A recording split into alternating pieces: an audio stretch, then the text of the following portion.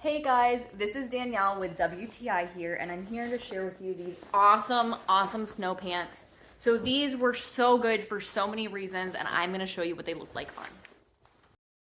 So to start out with, I loved how many extra zippered areas and little extras they had with these pants. They were not falling off, which I really liked, and yet they were comfortable. There was multiple snaps so that you can tighten it. There was multiple Velcro areas that you can tighten on the waist. You can adjust the back. That is the part that goes over your shoulders. And I loved this part on the bottom because it kept the snow out. It kept like a little barrier between you and the snow, which was perfect. And I also went mudding in these. It was very cold, and these protected my clothes from getting dirty, which is a plus. These were easy to walk in, and I honestly liked the color. I thought they were great, and I loved how warm they kept me. They were exactly what you need for a cold day and for protection.